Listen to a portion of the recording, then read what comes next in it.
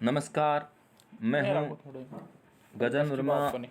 कक्षा 11, विषय अनिवार्य हिंदी, पुस्तक आरो, पाठ संख्या 9, भारत माता, लेखकार जवाहरलाल नेहरू। तो देखिएगा, इस पाठ के माध्यम से हम पढ़ना चाहते हैं कि भारत माता का शाब्दिक अर्थ क्या है। इस भारत में रहने वाले जितने सारे लोग, वो सभी लोग भारत माता की गिनती में आते हैं। एक ही व्यक्ति विशेष से न होकर के भारत में जीवन यापन करने वाले जितने सारे लोग, ये सारी चीज़ें भारत माता की गिनती में आते हैं। ये सारी चीज़ भारत माता की गिनती में आते हैं। तो देखिए कि सच्ची संस्कृति को दुनिया के हर कोने से प्रेरणा मिलती है और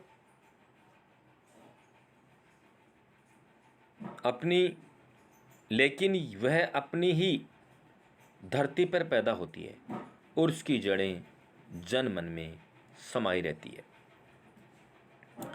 देखिए, जवाहरलाल नेहरू, इनका जन्म 1889 इलाहाबाद उत्तर प्रदेश में हुआ।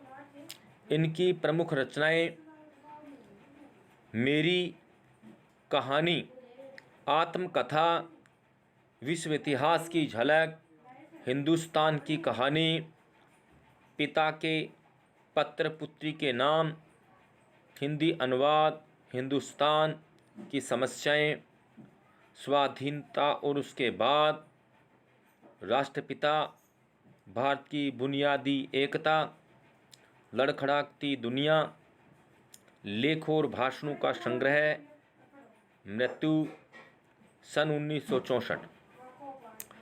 जवाहरलाल नेहरू का जन्म इलाहाबाद के एक संपन्न परिवार में हुआ। उनके पिता वहाँ के बड़े वकील थे। नेहरू की प्रारंभिक शिक्षा घर पर तथा उस शिक्षा इंग्लैंड में हैरो तथा कैम्ब्रिज में हुई। वहीं से वकालत की पढ़ाई भी की थी। लेकिन नेहरू पर गांधी जी का बहुत प्रभाव पड़ा।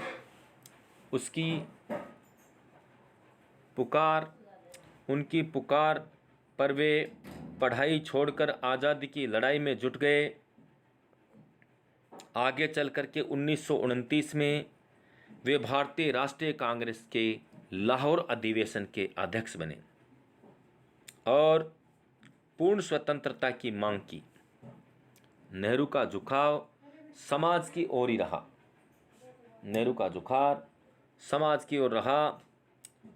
सन 1947 में जब भारत स्वतंत्र हुआ तो नेहरू जी पहले प्रधानमंत्री बने और भारत के निर्माण में अंत तक जुटे रहे। देखिएगा, कहना चाहते हैं कि जो लाहौर अधिवेशन हुआ था 1929 के अंदर, जो लाहौर अधिवेशन हुआ था, उस समय क्या है कि उन्होंने पूर्ण स्वतंत्रता की मांग की थी। और आपको इस बात की जानकारी होनी चाहिए कि 1929 के अंदर लाहौर जो है, अभी इस समय पाकिस्तान में है, वहाँ पर एक अधिवेशन हुआ था, सम्मेलन हुआ था। उस समय इस देश को आज़ाद करने के लिए उन्होंने पूरी मांग उठाई थी कि हमारे देश को आप आज़ाद कर दीजिए, हमारे देश को फ्री कर दीजिए। जो 1929 का जो समय था, उस समय से लेकर के वो जो तारीख थी, उस तारीख से लगातार भारत के अंदर हमेशा उस तारीख को स्वतंत्रता दिवस के रूप में मनाते चले आ रहे थे। किंतु ये 15 अगस्त 26 जनवरी 1929 की बात थी। वो 26 जनवरी 1919 की बात थी। 26 जनवरी 1929 की बात थी और वो उस तारीख से लेकर के हमेशा स्वतंत्रता दिवस मनाते आ रहे थे। किंतु सौभाग्य समझिए कि ये रहा कि हमारे भारत को 15 अगस्त 1947 को आज़ादी मिली। आज़ादी मिलने के पश्चात भी हम अभी पूर्ण रूप से स्वतंत्र नहीं हुए, क्योंकि आज़ादी मिलने के पश्चात भी हम अंग्रेजों के संविधान को ही पढ़ रहे थे। अंग्रेजों के द्वारा निर्मित संविधान को हम पढ़ रहे थे। बाबा साहब अम्बेडकर ने ये संविधान बना करके तैयार किया था, जो कि 26 जनवरी 1950 को लागू किया गया। वो प्रारूप समिति के अध्यक्ष थे। पहले प्रधानमंत्री पंडित जवाहरलाल नेहरू भारत के प्रथम प्रधानमंत्री बने और पहले राष्ट्रपति डॉक्टर राजेंद्र प्रसाद बने। तो देखिएगा कि 26 जनवरी 1929 से लेकर के लगातार स्वतंत्रता दिवस मनाते आ रहे थे, जबकि हमारा देश आज़ाद नहीं हुआ था। किंतु हमारा देश आज़ाद हुआ 15 अगस्त 1947 को। ऐसी स्थिति में अब बात उभर करके सामने आती है, जब 15 अगस्त 1947 को भारत आज़ाद हुआ तो अब किया तो क्या जाए।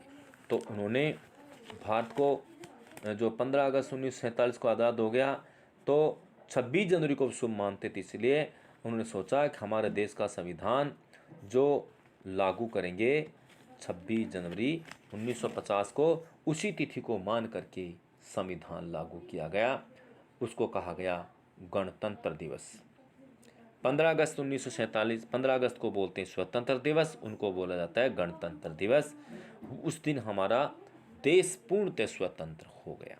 तो देखिएगा, याद भी रखा है, सन 1947 में जब भारत स्वतंत्र हुआ, नेहरू जी पहले प्रधानमंत्री बने और भारत के निर्माण में अंत तक जुटे रहे।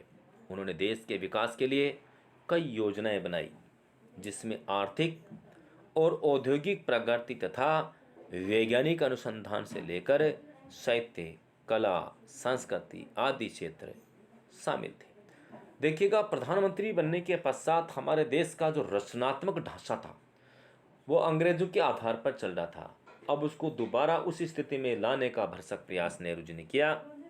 नेहरू जी बच्चों के बीच चाचा नेहरू के रूप में, अर्थात बच्चों के सामने चाचा नेहरू के नाम से जाने जाते थे।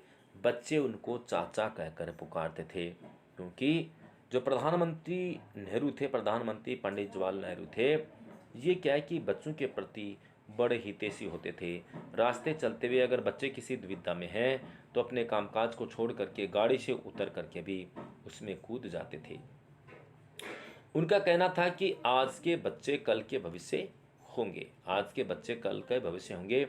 और बच्चों के उनके मन में बच्चों के प्रति बहुत ज़्यादा अगाध प्रेम था। ऐसी स्थिति में इसलिए तो क्या है कि इनका जन्म दिवस भी 14 नवंबर है, वो बाल दिवस के रूप में मनाया जाता है। अर्थात ये बच्चों के बड़े स्नेहशील थे, बच्चों के प्रति इनके मन में बहुत ज़्यादा प्रेम था।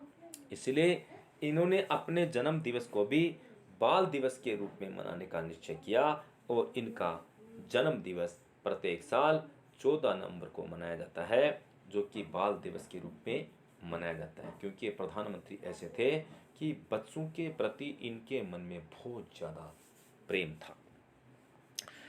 देखिए, शांति, अहिंसा और मानवता के हिमायती नेहरू ने अंतर्राष्ट्रीय स्तर पर विश्व शांति और पंचशील के सिद्धांत का प्रचार किया। ये चाहते थे, मानवता के प्रति हिमायत रखने वाले, मानवता के प्रति प्रेम रखने वाले, उन्होंने कहा कि अंतर्राष्ट्रीय विश्व शांति होनी चाहिए, एक दूसरे से लड़े नहीं, झगड़े नहीं। और इन्होंने पंचशील के सिद्धांतों का प्रचार किया। ये पंचशील है, जो यूँ कह सकते हैं पंचशील पाकिस्तान, ये जिसको चीन आप कह सकते हैं, वो भी पंचशील के सिद्धांतों को मानते हैं। प्रस्तुत पाठ हिंदुस्तान की कहानी, प्रस्तुत पाठ हिंदुस्तान की कहानी का 5वां अध्याय है। अंग्रेजी से भाषांतर हरिभाऊ उपाध्याय ने किया है। इसमें पंडित नेहरू ने बताया कि किस तरह देश के कोने कोने में आयोजित जलसों में जाकर वे आम लोगों को बताते थे कि अनेक हिस्सों में बटे होने के बाद भी हिंदुस्तान एक है। पंडित नेहरू देश के कोने कोने में जाकर के बताते थे कि हमारा देश अनेक प्रकार के राज्यों में बटा हुआ है। यहाँ की वेशभूषा, खान पान, रीति रिवाज, सब कुछ अलग अलग है, सब कुछ भिन्न भिन्न है, फिर भी हमारा देश एक है, हमारा अखंड भारत एक है। इतना सब कुछ होने के पश्चात भी हमारा भारत देश एक है। जब इनको घूमने का, जाने का मौका मिलता तो लोगों के सामने यही बात रखते थे कि हमारा देश अनेक प्रकार के राज्यों में, अनेक प्रकार के खान पान, रीति रिवाज, वेशभूषा सब में बटा हुआ है, फिर भी हमारा भारत देश एक है। ये बातें लोगों को जाकर ये बताते थे। देखिए, कहना उनका था कि किस तरह से क्या बोलते थे कि अंग्रेजी से भाषांतर हरिभाऊ ने किया। इसमें पंडित नेहरू ने बताया कि किस तरह देश के कोने कोने में आयोजित जलसों किसको बोलते हैं, मेले, फंक्शन वगैरह में जाकर वे आम लोगों को बताते थे कि अनेक हिस्सों में बटा होने के बाद भी हिंदुस्तान एक है। हमारा देश अनेक हिस्सों में बटा हुआ है, फिर भी हमारा भारत देश एक है, जिसके सभी हिस्सों की नियति एक ही तारीख से बनती बिगड़ती है। ये पूरे पाठ की विषय वस्तु है। इस क्रम में पंडित नेहरू ने भारत माता शब्द पर भी विचार किया है और उनका निष्कर्ष है कि भारत माता की जय का मतलब है यहाँ के करोड़ों करोड़ लोगों की जय। अर्थात भारत माता का तो है यहाँ जितने सारे लोग यहाँ जीवन यापन करने वाले लोग हैं उनकी जय। उनकी जय का मतलब उनकी जब विजय होगी तो भारत माता की विजय हो जाएगी। भारत माता का शाब्दिक अर्थ है यहाँ के करोड़ों लोगों की जय। भारत माता कोई लक्ष्मी वगैरह इस तरह से नहीं है। भारत माता की जय का अर्थ हो गया कि यहाँ निवास करने वाले करोड़ों लोगों की जय। यहाँ के करोड़ों लोगों की जय का शाब्दिक अर्थ है भारत माता की जय। यहाँ भी दे रखा है यहाँ के करोड़ों करोड़ लोगों की जय। कहने की जरूरत नहीं कि अपने छोटे आकार के बावजूद इस लेख का कथ्य अत्यंत विराट और प्रस्तुतिकरण पहना है। ये कहना चाहते हैं ये पाठ दिखने में बहुत छोटा है, ये पाठ महसूस करने में बहुत छोटा है, किंतु इनके भाव, विचार, कथ्य दिखने में बहुत ही छोटा दिखता है, लेकिन इसके विचार बहुत गंभीर है। विचार भी दिमाग में आता है कि किस प्रकार से भारत माता की जय का प्रचलन इस पाठ के माध्यम से पड़ा कि पंडित जवाहरलाल नेहरू ने भारत माता की जय का शाब्दिक अर्थ लोगों के बीच में जाकर के, जलसों में जाकर के लोगों से पूछते थे कि आप बताइए कि भारत माता क्या है, किसे भारत माता कहा जाता है। तो लोगों के जवाब निकल करके आते थे भारत माता का अर्थ हो गया कि देश, गांव, शहर, इस तरह की बातें लोग करते थे। लेकिन इनके कहने का शाब्दिक अर्थ अलग था कि भारत माता की जय का अर्थ हो गया कि यहाँ के करोड़ों करोड़ लोगों की जय। अर्थात यहाँ के करोड़ों करोड़ लोग हैं, उनकी जय का शाब्दिक अर्थ होता है भारत माता की जय। जब यहाँ के करोड़ों करोड़ लोगों की जय होगी, विजय होगी, जब ये जीत हासिल करेंगे तो देश को कितना सुकून मिलेगा। इसलिए लोगों के बीच में जाकर के सवाल जवाब करते थे और लोग इसका जवाब भिन्न भिन्न तरीके से देते थे। कोई क्या बोलता था, कोई देश के बारे में करता था, कोई राज्य के बारे में, जय के बारे में चर्चा करते थे। लेकिन क्या है कि लोगों के बीच में जाकर के इस तरह के सवाल ये क्या करते थे लोग। कुछ लोग सटीक जवाब भी देते थे और कुछ नहीं दे पाते थे, और वक्त आने पर लोग भी इनसे पूछते थे तो ये उनका जवाब देते थे भारत माता की जय का शाब्दिक अर्थ है यहाँ के करोड़ों करोड़ लोगों की जय। अर्थात यहाँ के करोड़ों करोड़ लोग जब विजय हासिल करेंगे, जीत जाएंगे, तो निश्चित रूप से उनकी जय होगी, उनकी विजय होगी। अब देखिए पाठ में दे भी रखा है भारत माता, और भारत माता के अंदर दे रखा है भारत माता अक्सर जब हम एक जलसे से दूसरे जलसे में जाता होता।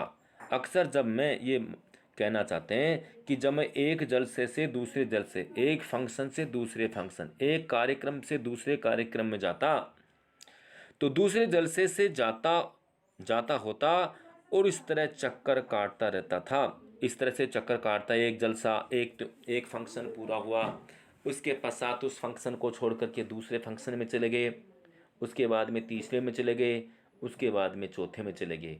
इस तरह से जगह जगह एक कोने से दूसरे कोना, एक स्थान से दूसरे स्थान पर, इस तरह से इनको समय समय पर जलसों में जाना होता था, उनके कार्यक्रमों में जाना होता था, और वहाँ कई तरह की चर्चा होती थी, देश के विकास की बात होती थी। और जब भारत माता की चर्चा होती थी तो कहते थे करोड़ों करोड़ लोगों की जय, ये कह करके लोगों को संबोधित करते थे।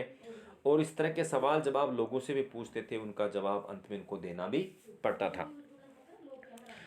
तो इन जलसों में से अपने सुनने वालों से अपने इस हिंदुस्तान या भारत की चर्चा करता। भारत एक संस्कृत शब्द है और इस जाति के परंपरागत संस्थापक के नाम से निकला हुआ है। मैं शहरों में ऐसा बहुत कम करता है। क्या कहा? मैं शहरों में ऐसा बहुत कम करता है क्योंकि वहाँ के सुनने वाले कुछ ज़्यादा सयाने थे और उन्हें दूसरी किस्म की गिजा की ज़रूरत थी। लेकिन किसानों से, जिनका नज़रिया महदूद था, मैं इस बड़े देश की चर्चा करता जिसकी आज़ादी के लिए हम लोग कोशिश कर रहे थे, और बताता कि किस तरह देश का एक हिस्सा दूसरे से जुदा होते हुए भी हिंदुस्तान एक है।